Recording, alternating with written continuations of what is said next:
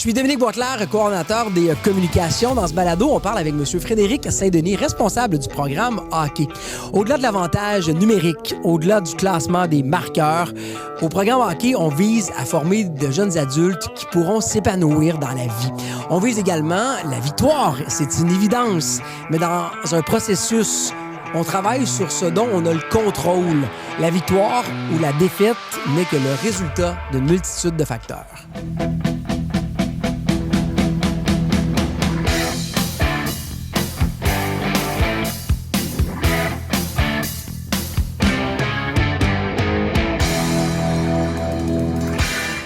Bonjour Frédéric. Bonjour Dominique. On parle de la concentration hockey. Le hockey est vraiment ancré dans les mœurs au Québec. C'est une bébite à part. Moi, j'ai le goût d'en apprendre davantage. Comment ça se passe réellement? C'est quoi nos valeurs? Comment ça se passe dans le programme hockey? Est-ce qu'on est prêt à ça? On est prêt. On met la mise au jeu? On met la mise au jeu. Génial. Le hockey, Frédéric Saint-Denis, tu viens du monde professionnel du hockey. Comment on aborde l'apprentissage du hockey avec des jeunes, avec tout ce qu'on connaît au Québec? On l'approche de façon pédagogique, dans le sens que on sait que c'est des jeunes en développement, en apprentissage. Donc, on ne peut pas approcher ça comme si on était une équipe professionnelle. Donc, il faut prendre le temps avec eux. Il faut être patient. Faut échanger avec les jeunes aussi. Des fois, les entraîneurs, on a des solutions, on a des choses qu'on veut leur faire apprendre, puis eux aussi ont des choses à nous faire apprendre aussi. Donc, je trouve ça le fun d'avoir cet échange-là avec les jeunes.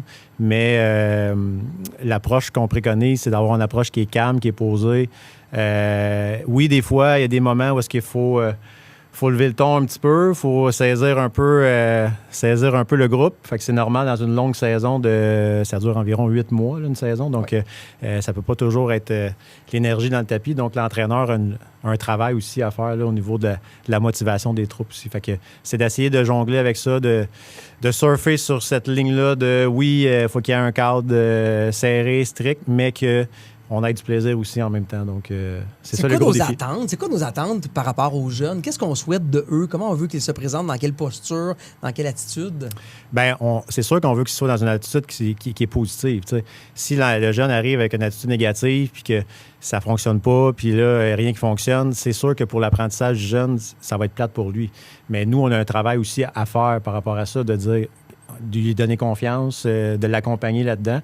Mais c'est sûr que le jeune, s'il s'inscrit en hockey, il faut qu'il s'attende à ce qu'il vive de l'adversité, des défis et tout. Donc, c'est souvent, quand on parle d'adversité, défis, on parle souvent de comment tu vas te relever de ça. On parle beaucoup plus de ça parce qu'on sait qu'ils vont en vivre.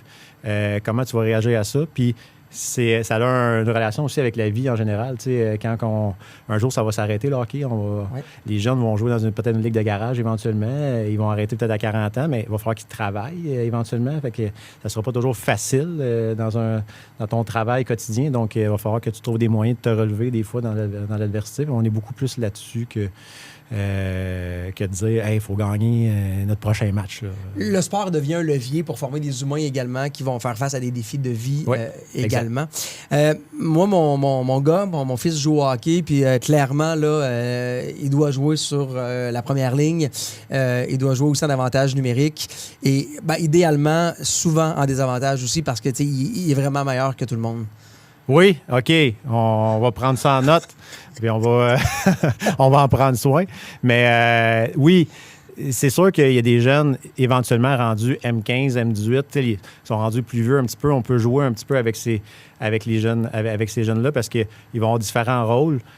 Bien, c'est sûr qu'on envoie des jeunes qui sont un peu plus défensifs ou un petit peu plus offensifs. Fait que c'est sûr qu'on va peut-être les mettre dans des postures gagnantes pour eux, mais il faut que les jeunes, à cet âge-là, vivent dans toutes les situations, que ce soit quand on parle d'avantage numérique, qu'on parle de désavantage numérique, mais on envoie tout le monde dans ces situations-là pour qu'ils vivent l'adversité, qu'ils gagnent confiance aussi. C'est toujours le fun d'embarquer sur un avantage numérique, puis d'avoir plus de temps avec la rondelle, puis de contrôler le jeu. Puis, donc, c'est le fun pour les bons joueurs, mais c'est le fun aussi pour les joueurs qui ont peut-être un petit peu plus de défis au niveau des habiletés et tout. Donc, c'est ça. Donc, l'équipe d'entraîneurs s'assure, ou en tout cas, du moins, est-ce que c'est dans votre vision d'offrir un temps de jeu, disons, équitable à l'ensemble des joueurs? Oui, c'est notre vision. On croit beaucoup à ça. C'est sûr et certain que plus on avance, comme j'ai dit tout à l'heure, en M15, en M18, on peut essayer de trouver des petits rôles pour chaque jeune. Peut-être qu'il va avoir un peu moins d'avantages numériques rendu M18 parce que le calibre de jeu est quand même assez relevé, mais à partir de M13, secondaire 1, secondaire 2, 3, même secondaire 4, dans certains niveaux, mais il faut que tout le monde vive ces réussites-là puis qu'ils jouent un peu partout. On n'est pas dans la philosophie de toi, tu t'embarqueras pas sur l'avantage numérique ou tu t'embarqueras pas dans des situations de fin de match où on veut que tout le monde vive ces situations-là. C'est sûr et certain que si un jeune arrive avec une attitude un peu moyenne, un peu dans la lune, moyen concentré, ça se peut qu'on fasse une intervention par rapport à ça, puis qu'on dise, hey, peut-être que, tu sais, prendre une pause, là, une présence ou deux, puis après ça, tu sais, montre-moi que ça te tente d'être sur la glace puis d'être ici. Donc ça, on fait beaucoup d'interventions par rapport à ça. Mais ça arrive rarement, ça arrive pas souvent, mais quand ça arrive, bien, on le fait. Mais au détriment d'un joueur moins bon, avec plus de défis techniques, on va le faire jouer quand même. Là, super intéressant de permettre d'avoir du temps de jeu pour tout le monde. On a parlé du hockey qui est très, très ancré. Vous êtes une équipe chevronnée, stable également à Saint-Bernard. Ça, c'est intéressant pour les sénateurs, pour les jeunes. On doit composer avec les parents aussi. Puis, je ne veux pas les mettre dans une case, évidemment, mais c'est juste que ça fait partie de notre fibre au Québec. C'est très émotif, le hockey. Comment, en tant qu'équipe d'entraîneurs, vous composez avec ça? Comment on amène les parents à adhérer à votre philosophie? Bien, c'est sûr par des rencontres. On fait des rencontres de parents en début d'année. Durant l'année aussi, après les matchs, souvent, on demande aux entraîneurs d'aller voir les parents, d'aller vers les parents, puis de parler un peu du match, puis tu sais, qu'est-ce que vous en pensez et tout. Puis tu sais, des fois, il y a des échanges qui se font avec les parents comme ça. On ne veut pas être une équipe de coachs et des parents, puis qu'on ne se parle pas. Tu sais, on veut faire un tout. C'est sûr et certain qu'il va y avoir des occasions, des fois, où il va y avoir un petit peu plus de discussion, un peu plus corsée, surtout quand on commence à officialiser les équipes, exemple, on a différents niveaux de jeu, c'est sûr qu'il va falloir avoir des petites discussions avec les parents un petit peu plus touchées, émotives.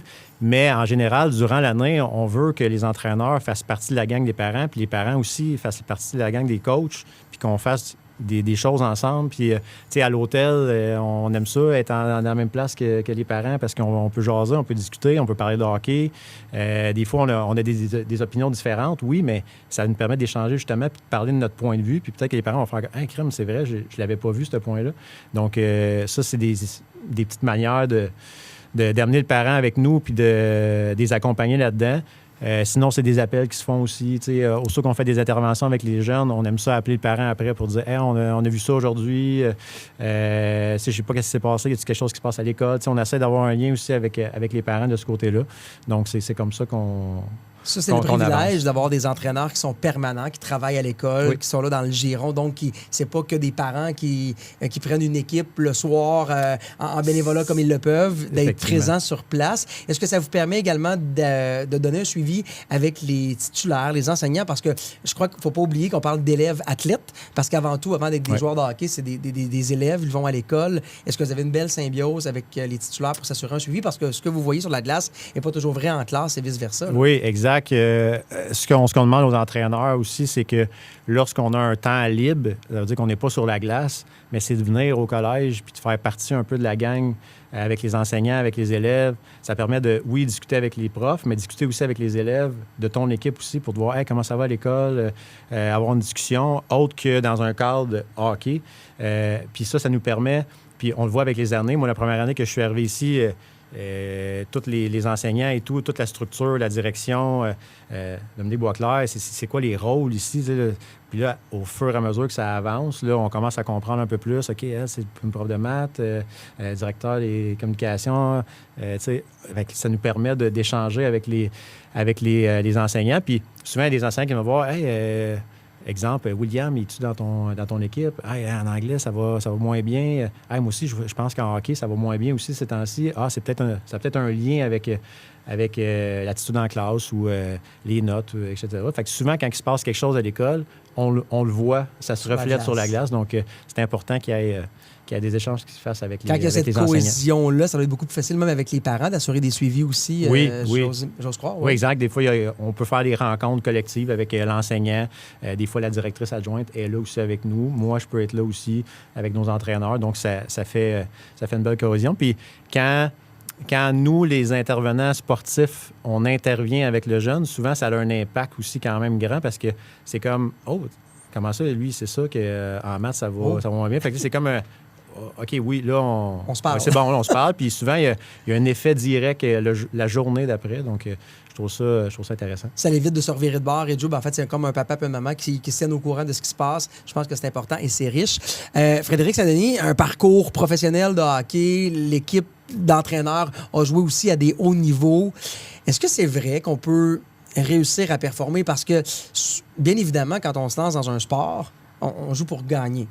Sinon, c'est un loisir, on se lance la balle dans la rue, mais on veut gagner, évidemment. Ouais. Mais tout ça, est-ce que ça peut se faire quand même dans le plaisir? Oui, évidemment, oui.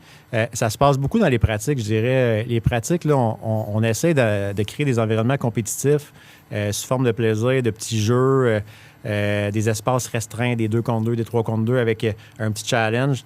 Ça se passe dans les pratiques, mais dans les matchs, oui, on parle beaucoup de compétitionner, de travailler fort, d'être intense, mais c'est rare que nos entraîneurs parlent de victoire parce que c'est souvent le résultat final. Puis le résultat final, malheureusement, on n'a pas contrôle là-dessus. Mais c'est sûr que c'est toujours plus fun de gagner. Tu sais, c'est sûr et certain, même moi, comme entraîneur, j'essaie des fois de dire « Ah, c'est pas si grave, là, on a travaillé fort et tout », mais ça aurait été le fun quand même là, de finir avec la victoire. Puis les jeunes, c'est sûr qu'eux autres, ils aiment ça aussi. Tu sais, ils n'ont pas le bagage encore que nous, on a pour dire « Ah, OK, ouais, le processus est important, on a perdu, c'est pas grave. » Mais tu sais, tranquillement, pas vite, ils comprennent un peu notre philosophie et tout. Puis plus ça avance, les M18, là, ils comprennent un peu plus. Mais quand, en bas âge, en rendu, exemple, M13, en partant, quand on leur parle du processus et non du résultat final, souvent, ils comprennent. Mais c'est sûr que des jeunes en développement comme ça, des fois, ça va affecter, ça va l'affecter un peu au niveau de la victoire et de la défaite. C'est encore dur pour certains adultes dans des ligues de garage. Donc on peut comprendre à certains moments que ça peut être difficile pour des jeunes. Quelle est la relation? C'est quoi la différence d'avoir des entraîneurs qui sont à temps plein versus, exemple, du hockey dans un certain mode où on a des entraîneurs qu'on voit? Est-ce qu'on peut vraiment avoir une relation entre les élèves qui va peut-être au-delà du hockey? Oui, c'est sûr, certain. Être à temps plein, ça veut dire que tu es dans tes choses, tu es dans ton équipe, tu es concentré sur tes choses et tout. Habituellement, tu n'as pas d'enfants non plus dans l'équipe, donc tu peux être un peu plus impartial dans le sens que tu as moins d'émotions qui rentrent dans la ligne de compte. Oui, c'est sûr que ça l'aide. C'est sûr, certain. C'est des entraîneurs qui sont, c'est sûr qu'ils sont payés pour faire ça aussi. Fait que c'est sûr qu'il faut que tu donnes du temps, il faut que tu sois engagé. Durant le jour, tu as plus de temps aussi que si c'est un entraîneur qui arrive le soir comme un cheveu sur la soupe à 7 heures le soir, puis que là, on prépare une pratique vite. Des fois, c'est moins efficace. Mais c'est sûr, certain que ça a un impact parce que le lien, il se fait beaucoup plus rapidement. Fait que, oui, c'est sûr que ça a un effet positif. Là. On permet aux jeunes de rêver grand parce que les jeunes, assurément, qui se lancent dans le hockey, on a tous rêvé, puis ils rêvent, puis c'est bien parfait de vouloir jouer dans la Ligue nationale, dans la grande ligne, d'être là. On veut pas briser des rêves. Au contraire, on veut les stimuler, les encourager là-dedans. Il faut trouver un peu un équilibre aussi, j'imagine. Ouais. Ben oui, il faut trouver un équilibre. C'est sûr que de jouer dans la Ligue nationale, c'est quoi le pourcentage? Je pense que j'ai vu un pourcentage de joueurs qui jouent dans la Ligue nationale, puis c'est environ 0,05 % de chance. Donc, moi, j'ai eu la chance de jouer là. Oui, j'ai travaillé fort, j'ai fait des sacrifices et tout, mais j'ai quand même gagné à la loterie. On ne se cachera pas que c'est... Faut être à la bonne place au bon moment. Exact. Il faut qu'il y ait un parcours qui se dessine. Est-ce qu'on veut... il y a encore des jeunes qui rêvent à ça. Oui. Est-ce que ça veut dire que c'est inaccessible? Mais non. On veut tout donner pour qu'ils puissent atteindre leur rêve. Mais si ça ne fonctionne pas, il faut qu'ils deviennent des bonnes personnes, des bons humains. Puis, tu sais, il y a d'autres options aussi que la Ligue nationale. Tu peux aller jouer collégial, au cégep, tu peux aller jouer universitaire aussi. Mais, tu sais, c'est une infime partie de joueurs qui vont aller jouer là un jour dans la Ligue nationale. Donc, tu sais, pourquoi pas se concentrer sur devenir des bonnes personnes, des bons humains, un bon coéquipier, respecter l'environnement ici à l'école. C'est ultra important. Donc, Et quand on parle aussi de l'atteinte de ces rêves-là, est-ce que le parcours scolaire, du hockey scolaire, au départ, le parcours scolaire, certains le voyaient peut-être un peu comme un plan B ou autre. Est-ce que le hockey scolaire est bien implanté au Québec? De plus en plus, je pense que oui. Je pense qu'avec les intervenants qui sont en place, qui sont disponibles, qui sont présents, qui sont engagés, je pense que c'est de plus en plus prôné de venir dans le scolaire. Il y a des avantages, il y a des inconvénients aussi. C'est sûr que quand tu viens au scolaire, mais tes matchs sont plus le jour, donc il faut que les parents se libèrent. C'est plus difficile, ça peut être difficile un peu pour les parents des fois, mais en même temps, quand tout est de jour, mais c'est sûr que les enfants sont beaucoup plus disponibles ici mentalement, d'avoir ta pratique dans la journée. Des fois, ça peut libérer le parent le soir aussi au niveau du temps. Moi, je le vis avec mon garçon, ça fait 2 ans qu'il est au collège, puis c'est un plus. Là, le soir, on peut faire autre chose, on peut sortir, faire d'autres activités, donc c'est vraiment agréable de ce côté-là. L'opinion, quand on parle de faire autre chose, la surspécialisation ou de faire que du hockey, on en pense quoi? Ici, au collège, c'est sûr et certain qu'on n'est pas en surspécialisation parce que les lundis, mercredis, vendredis, exemple, tu choisis le hockey, mais tu es 3 fois semaine sur la glace, mais tu as aussi un autre choix à faire. Donc, les mardis, jeudis, il faut que tu choisisses une autre concentration. Ça peut être le soccer, ça peut être le football, ça peut être la science, ça peut être la musique. Donc, c'est le fun de pouvoir toucher à tout. Ce que d'autres écoles au niveau du sport-études, exemple, font du hockey 5 fois semaine sans pouvoir toucher à d'autres choses. C'est sûr que des jeunes en développement, 12, 13, 14, 15 ans, moi, j'adhère beaucoup plus à la philosophie du collège que la philosophie d'ailleurs. Est-ce que ailleurs, c'est mauvais? Non, pas nécessairement. Mais pour avoir un parcours un peu, avoir des études un peu là-dedans aussi en enseignement de l'éducation physique, on a eu des notions par rapport à ça. Puis oui, de privilégier la double concentration, c'est vraiment intéressant pour les jeunes. Et est-ce que tu peux croire que pour un athlète, de faire un autre sport également, ça lui permet de développer d'autres habiletés qui ont une répercussion positive au hockey? Oui, c'est sûr et certain. Exemple, mon garçon, moi, je joue au hockey, mais il joue aussi au football. Position de corps arrière, il faut que tu prennes tes informations, faut que tu regardes. Est-ce que je cours avec le ballon? Est-ce que je lance le ballon? Tu as plein de prises de décision comme ça. Puis au hockey, tu as des prises de décision aussi à prendre. Donc, oui, sûr et certain que s'il peut y avoir une relation. Rapides, hein? Des décisions rapides aussi, parce que sinon, tu vas te faire frapper. Donc, c'est ça. Donc, oui, c'est sûr qu'il y a un lien vraiment le fun. Puis, ça libère aussi le cerveau du jeune. Quand tu en fais beaucoup à chaque jour, même sport, des fois, de faire un autre sport ou une autre concentration, mais ça te libère le cerveau aussi, tu fais autre chose, donc tu te crées d'autres neurones, donc c'est vraiment intéressant comme philosophie ici au collège. Super stimulant de parler de cette vision, de voir qu'il y a possibilité d'œuvrer dans le plaisir, d'avoir l'objectif d'atteindre des résultats. Merci beaucoup, Frédéric Saint-Denis. Merci beaucoup, Dominique. Un plaisir. Merci. Yes.